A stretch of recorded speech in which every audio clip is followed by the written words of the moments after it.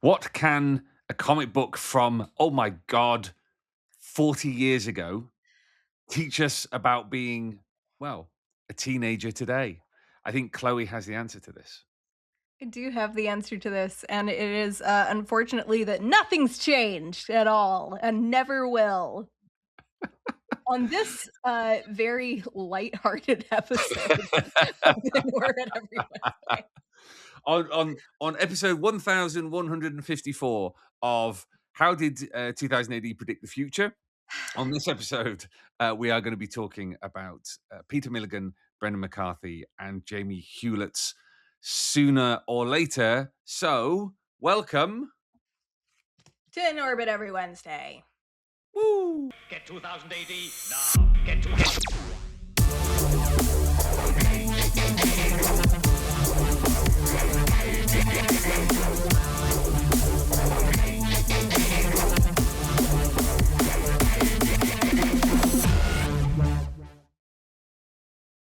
Borag Thung, Earthlets, welcome to In Orbit Every Wednesday. I am your host, Molch-R. This is your host, Chloe. I hope you have your doll card ready because we're going to sign on and talk about an 80s classic that I don't think gets its due, It really really. doesn't.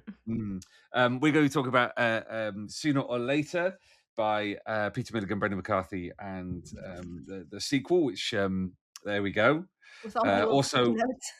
also available on the 2000 AD app as a full collection.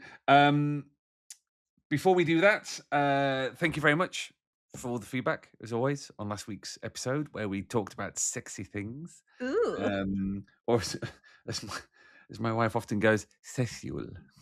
Sexual. Sexual things. Small insight into Shay Molcher. It's again one of those subjects that we could just go on about for a very long time. Yeah.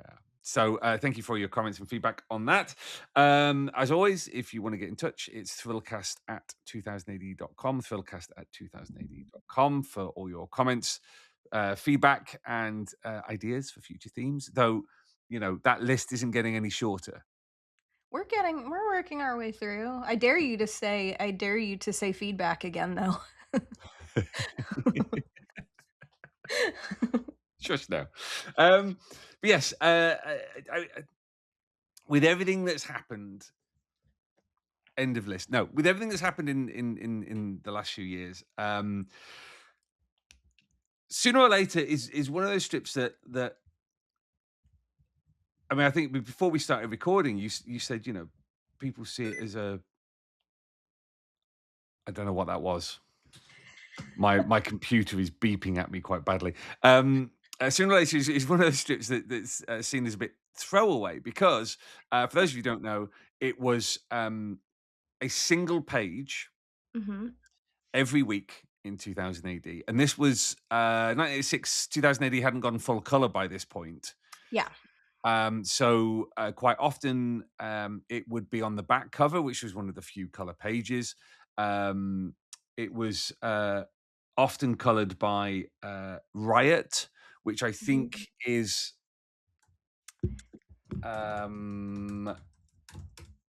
that's the name for Tony Wright.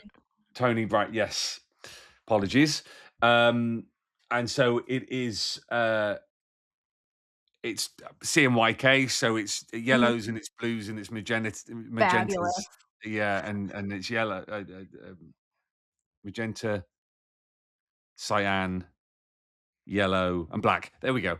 But the best part about that is apparently, um, this ages ago, apparently Milligan in the magazine during an interview was talking about how stoked they were to have the back page Mm, because they were like, nobody had ever used it for anything. And so we thought of that as like, he was like, we thought of it as like we were doing something new and cool. Why wouldn't we just one page? Awesome. We can do whatever we want. We can get away with whatever we want. Like, that's honestly the most Milligan McCarthy thing I can mm, think mm. of. And it's one of those things where In many ways, it's experimental, Yes. but also manages to hark back to the tradition of British comics, which was that an awful lot of strips had a single page. Yeah. And you go all the way back to the the days of Ali Sloper in the Victorian period, and you got a page to tell a story. So if you think it's a challenge to do a Future Shock in 4 pages, by God, do it. Do an episode in one. Um, and it's powerful. It's Alice in Wonderland meets Thatcherite Britain. It's This precedes Deadline Yeah. magazine. Even though it has a Um, very Deadline feel. exactly, exactly. So Very Deadline feel. and it's so interesting the history on that because of course Brendan McCarthy had an artistic partnership, well, friendship, an artistic partnership with Brett Ewins, who was one of the guys who, along with Steve Dillon, who launched Deadline in 1988. Mhm. Yeah. Uh, yeah, art school nerds Mm. is the technical term, you know?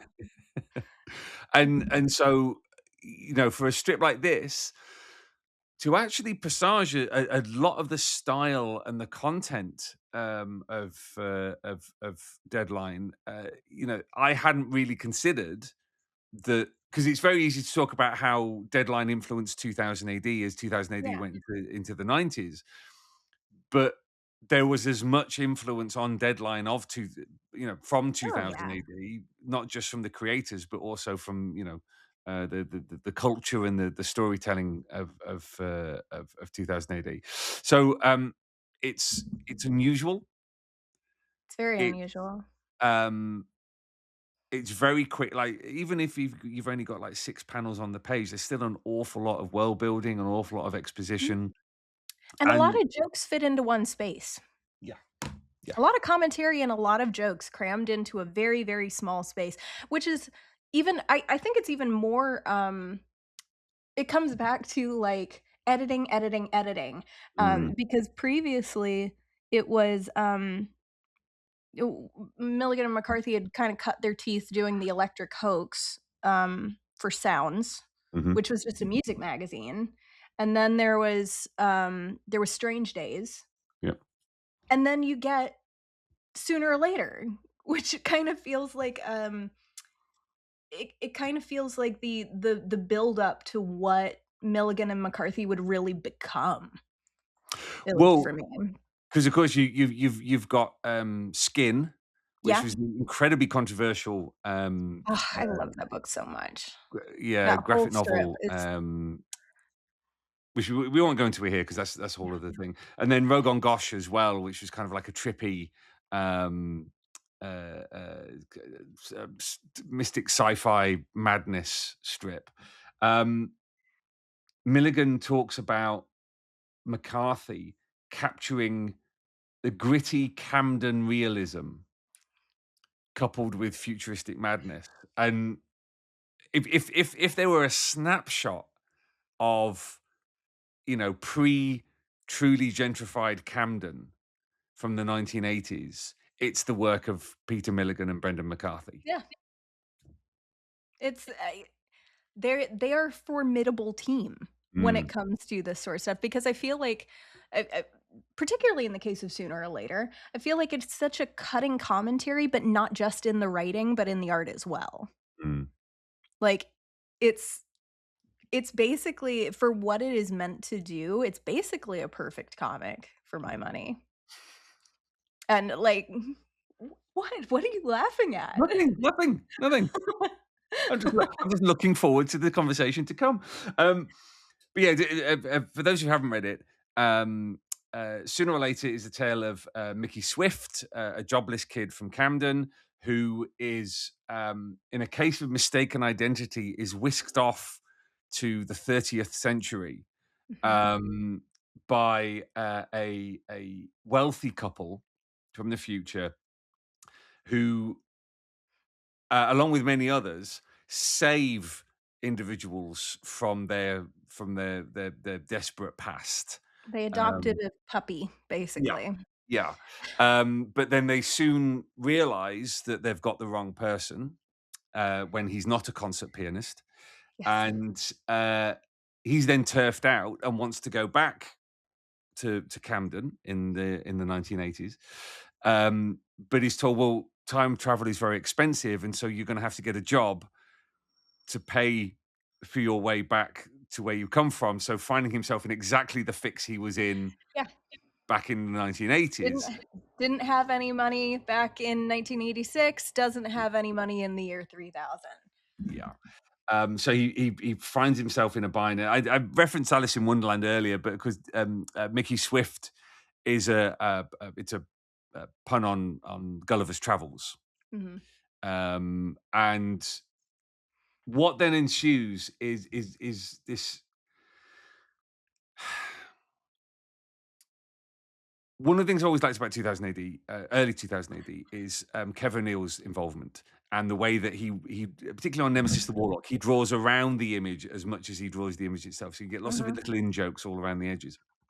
The successor to that, certainly once he gets into his flow on Sooner or Later, is Brendan McCarthy, Yes. because it's not just about only what needs to be in the panel, it's all the other stuff around it. And that's the case from his earliest work with Brett Ewins through Sooner or Later, up until the Sorcerer of Zilk, which was his most recent stuff for 2000 AD. There is a it's the Garth Marenghi thing, except it's Brendan McCarthy going, "I know artists that use minimalism and they're all cowards." Like,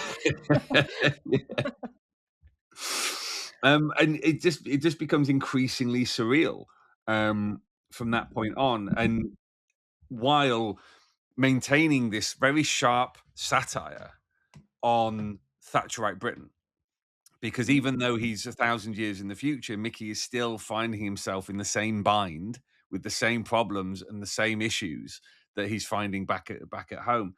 And because 1986 was a really key moment, because it's a year before Margaret Thatcher's third election win. And one of the things that's often pointed out about the 1980s is that uh, over the course of her premiership, the election wins got bigger and bigger.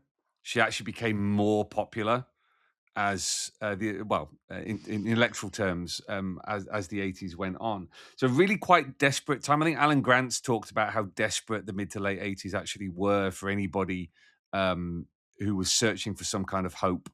Uh, uh, Feels you a know, little familiar over here right now. yeah, yeah, doesn't it just? Um, and the You know what?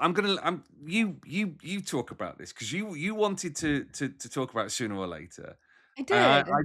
I just want to hear you go off, and I think our Well listeners want to hear you go off as well. well, I should, like, prelude all of this by saying that, hopefully for the March magazine, you can really hear me go off for several thousand words because I'm having my magazine, feature debut. Huzzah! Huzzah! And it is about none other than Sooner or Later, because I had a weird crossover, that kind of sparked all of this, which is I started rereading,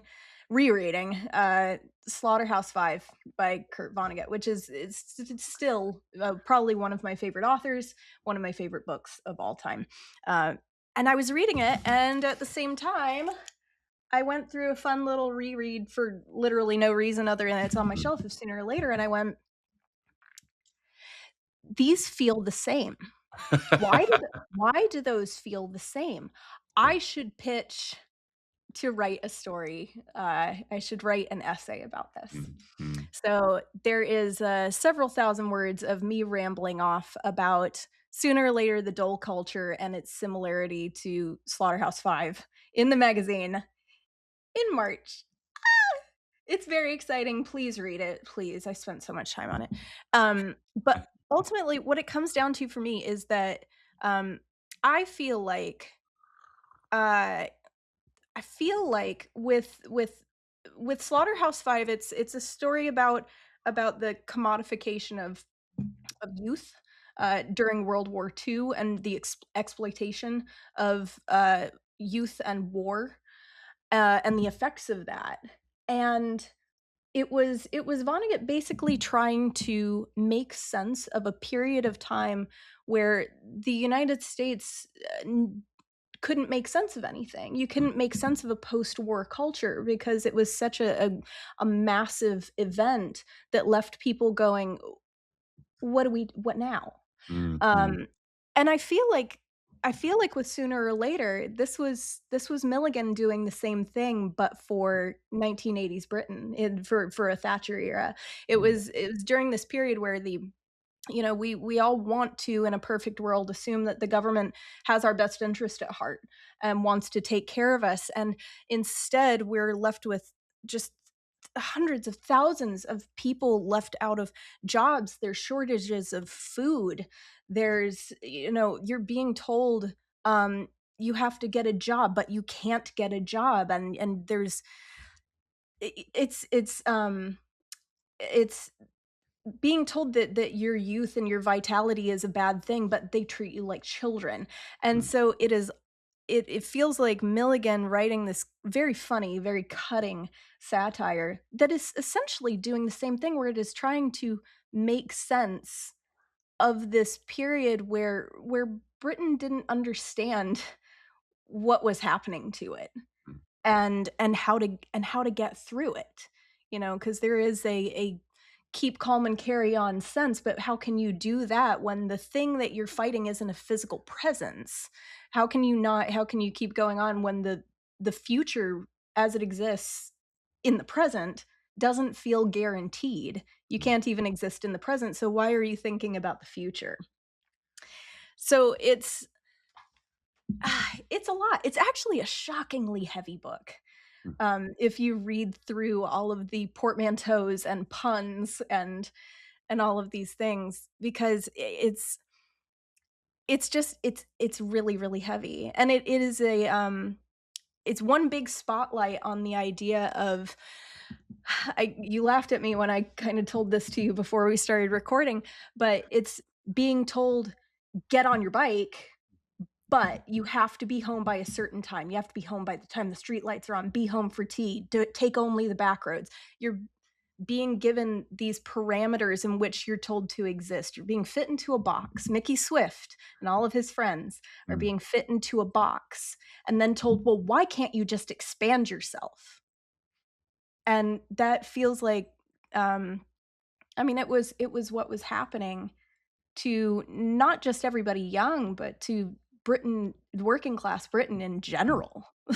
Like, it's There's an amazing moment in this where one of Mickey's told, get on your bike. Oh, well, on your bike. on your And of bike. course, the very famous Norman Tebbit speech about, my dad didn't sit around waiting for a job. He got on his bike and went and found one, was 1981. And the irony is on your bike in England means piss off. It's go away. It's not a proactive thing to say that to somebody. On your Yeah. bike, sling your hook, kind of thing. So telling people to get on their bike is a mixed message. And what I think Sooner or Later does really well, and this is the Vonnegut thing, but I'll reference the obvious thing. Is it's Kafkaesque, and for so many young people navigating Thatcherite Britain that was tearing down not just the certainties and the institutions, but often the very meaning of the things they were espousing. So they were saying, Mhm. you need to get a job. Well, there aren't any jobs. Yeah, but you need to get one. I mean, that's Yeah, that's exactly. Well, ludicrous. and what jobs are being offered? Like Mickey's, goes with his friend Clinton down to the job center, and they even and he even says, like, what's on the cards? What's on the cards today? Yeah. It was like, uh, idiots wanted to waste their entire lives working for peanuts in a local factory. Sense of deprivation or desperation and advantage, Yeah. and that kind of encompasses the whole thing. It's um why, like, it was essentially the government saying, "Why would you ever dream bigger? Why would you want to do something for yourself or strive for anything? Because you can make your country great again. Yeah. You can strive for this thing. What if you have a job that pays you just barely enough to get by, you have, you know, tons of illness and sickness and strife, but you have a job and you have one tiny bit of bread, and as long as you make enough money that you can vote, you can make Britain rise. Yeah. You can make Yeah. Britain do your best for your country, and it's the most repetitive thing. And part of what sparked all of this too is there's a reoccurring thing in Slaughterhouse-Five where he utilizes this little limerick. Uh, where he goes, "My name is Jan Janssen. I live in Wisconsin. I work at a lumber mill there. And when I walk down the street, people ask me, 'What's your name?' And I say, 'My name is Jan Janssen. I live in,'" and it goes on forever. It is a limit that never stops. And it's used as a metaphor for the mundanity that you are expected to live in order to help the greater good, I say in Mm. bunny quotes. And it feels so incredibly true to the story of Mickey Swift as well, where it's, you know, as lo mundanity doesn't matter, dreams don't matter, wanting to be something doesn't matter because your individuality doesn't matter. Mm. You keep going with this one thing because you have to help the greater good. We're not going to help you. You all need to help yourselves. And Well, it's that atomized society. So it's the world according to Friedrich von Hayek. you The silly goose, idea, there's no such thing as society. well, exactly. There's no society. People are just independent producers and units of production and consumption. Um, and that was through the 80s that was terrible for an entire generation of people who were told you only matter in what you can stuff in your mouth Yeah, and do on the production line. So what in a culture that was espousing individualism and choice, you were being handed no choice and being told, well, you're a cog in the machine, shut up and yeah. sit down. um And one of the reasons why it was interesting to talk about this now is because this is timeless to now. It is not a radical statement to say that young people now are facing pretty much exactly the same conundrum as Mickey Swift. Not just in Britain either. I Not that just it's being yeah, that's being felt over here as yeah. well, where it's a, yeah, you're a cog in the machine, and not only that, we've begun self-perpetuating it. Mm, It's, mm. what do you think hustle culture is? We're we're doing it to our fucking selves Yeah, now. if you're not producing, then I mean, it comes back to what we were talking about last week. If you're not producing, if you're not creating growth for a line on a graph in a government department, then you are useless. Yes. You have no use. The whole oh, I mean, it was grotesque. The strivers and skivers um, crap that was pushed out by, I mean, not just by the previous government, um, but it reduces people down to either you are creating shareholder benefit or you're stealing, you're taking away, Yes. you know, and there's Britain has essentially become a toxic waste dump, and there's Mhm. this line that really struck me um, where one of the fat cats basically goes, "We 'cause international waste is being dumped in Britain," and he says, "We can't do without international waste. We'd go bust." And so that notion of, well, yes, it's awful, but we've based our entire economy on taking this crap, and you look at the way that AI is being forced onto people, and Mhm. you know rapidly integrated into everything, even if there's no use for it. Um, the obvious example recently was, there's going to be these courses for all children to teach them how to integrate AI into everything that they do. And then when people actually followed the link in the government press release, it was just to an aggregate site that sent people to training from uh, companies that were pushing AI. And Yeah. so it's like you will sit down and you will open your mouth and you will take this shit. Yes. Do not complain. And for such a weird, surreal, silly strip, this is depressing as all hell.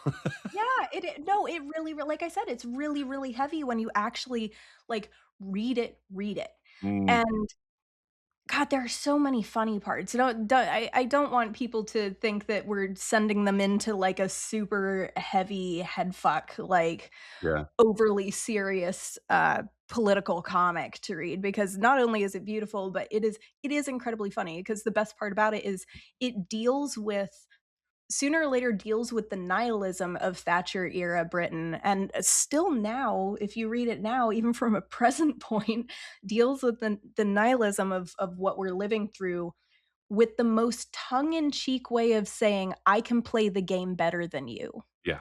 Yeah. And, uh, one of the quotes that I marked down from Vonnegut as well, that kind of feels tied into this, is, "I asked myself about the present, how wide it was, how deep it was, and how much of it is mine to keep." And I feel that that buys into, uh, a lot of Milligan's the core of what Milligan's saying with this is, like, Mickey Swift is being sent to the future where there is also no future. You're Mm, mm, constantly living in a present where you go, "What is mine? yeah. Where can I actually exist?" But also, what rules can be broken in Mm, order for this to happen? He says, "It seems like the rules in the 30th century are rather like the unemployed in the 20th. There are loads of them, and they're always getting broke." And that's the spirit of not a that's the spirit of rebellion, you know? mm, It's being able to laugh still, and that in itself is a small act of "fuck you" yeah. in Yeah. all of this, is being able to say, "I understand that you're the game master, but I can play the game better than you can." And I'm gonna go and I'm gonna look at the job center jobs, and I'm gonna show that I made the effort that you told me that I need to make, but you know what? I'm still gonna get a couple of quid so that I can go have a good time, because that's also something that needs to happen as a Mm, person. yeah. Yeah. Yeah. And And here we are still in the year 2026. it's great. It's great. Um, yeah. We said we'd do half an hour on this. And I'm not sure there's an awful lot more to say. Other, in many ways, it's a strip that's in conversation with the past and the future and the present all at the same time. Mhm. Because So good. Mickey goes into politics, Yep. and or is manipulated into going into politics, um, almost in a kind of Brewster's Millions kind of none of the above kind of thing. Um, yeah, Vote vote for for Swift. Swift. Swift is a man for the job, and the job's a job for the man. Like, we don't nuclear waste, violence, madness, mutants, we don't care about any of that, and be honest, neither do you. Yeah, it's great.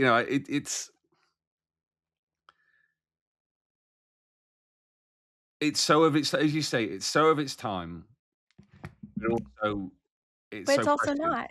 Yeah, yeah, It yeah. is very much, I really do feel like I'm just plugging my magazine article, but, like, it's a story that is unstuck in time. You know, it is somehow a story that exists in the past, as sooner or later. It exists right now because we can still see that story, as being something happening to us right now, and unfortunately, much like Mickey Swift, we cannot see a future where it is not also like this. Mm. God, I sound really cynical, don't I?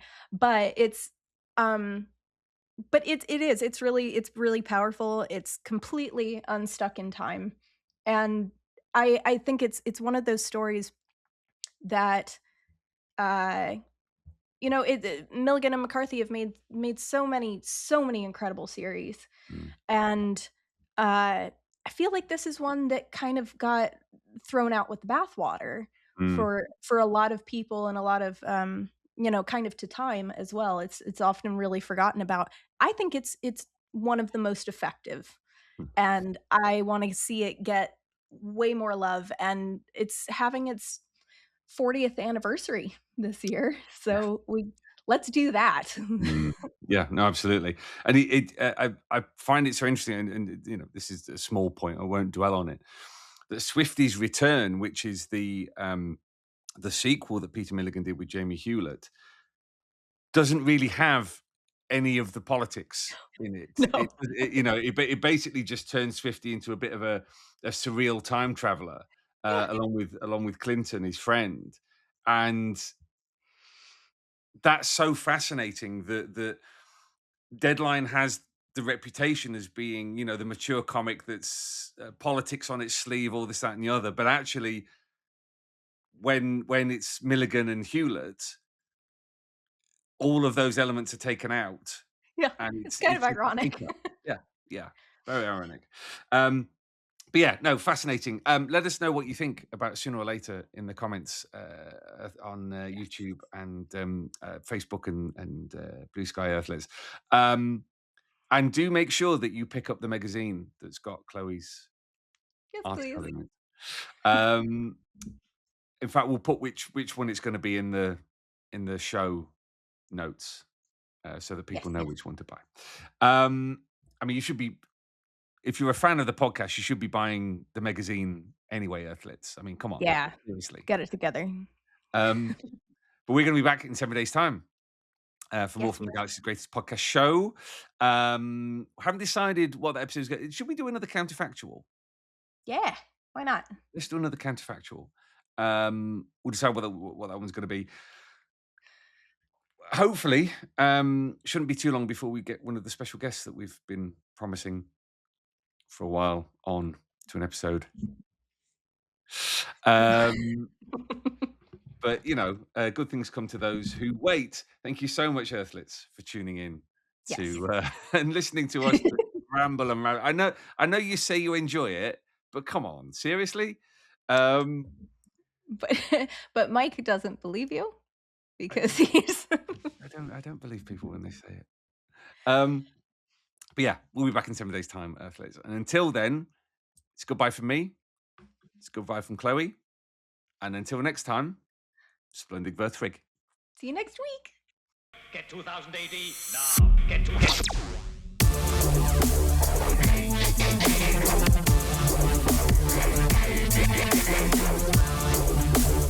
to